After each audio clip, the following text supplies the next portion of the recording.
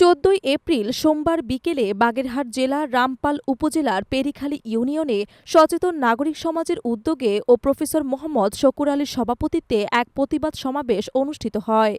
সমাবেশে রামপাল সহ আশেপাশের এলাকার অব্যাহত সন্ত্রাস, চাঁদাবাজি, দখলবাজি, নৈরাজ্য ও মাদকের বিরুদ্ধে তীব্র প্রতিবাদ জানানো হয়। বাংলাদেশ জাতীয়তাবাদী দল বিএনপির গবেষণা বিষয়ক সম্পাদক ভিতর থেকে চেয়ারম্যান করতে হবে। ওই নজরুল চেয়ারম্যান মার্কা লোকজন আমাদের বিএনপিতে আর আমরা দেখতে চাই না। প্রতিবাদ সমাবেশে প্রধান অতিথি হিসেবে উপস্থিত ছিলেন বাংলাদেশ জাতীয়তাবাদী দলের জাতীয় নির্বাহী কমিটির গবেষণা বিষয়ক সম্পাদক কৃষিবিদ শামীমুর রহমান শামীম। বিশেষ অতিথি হিসেবে উপস্থিত ছিলেন রামপাল উপজেলা বিএনপির আহ্বায়ক মোহাম্মদ হাফিজুর রহমান তুহিন এবং পেরিখালী ইউনিয়নের বিএনপির সভাপতি মোহাম্মদ রফিকুল ইসলাম।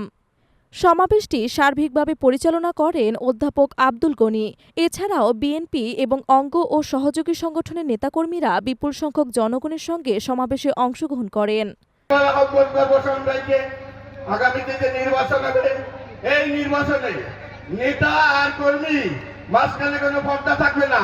প্রত্যেক ইউনিয়নে আপনি যখন যাবেন, ইউনিয়নের নেতৃবৃন্দদের, কর্মীবৃন্দদের আপনার সঙ্গে দেখা করার, কথা বলার সুযোগ দেবেন। এ সময় হাজার হাজার নেতাকর্মী মিছিল সহকারে প্রতিবাদে অংশ নেন। তারা উচ্চস্বরে স্লোগানে বলেন, শামীম ভাই ভয় নাই, রাজপথ ছাড়ি নাই,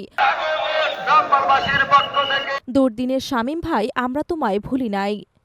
এই সমাবেশের মাধ্যমে বক্তারা অবিলম্বে রামপালের আইনশৃঙ্খলা পরিস্থিতির উন্নয়নের দাবিতে সংশ্লিষ্ট কর্তৃপক্ষের দৃষ্টি আকর্ষণ করেন এবং সাধারণ জনগণকে সোচ্চার ও ঐক্যবদ্ধ থাকার আহ্বান জানান।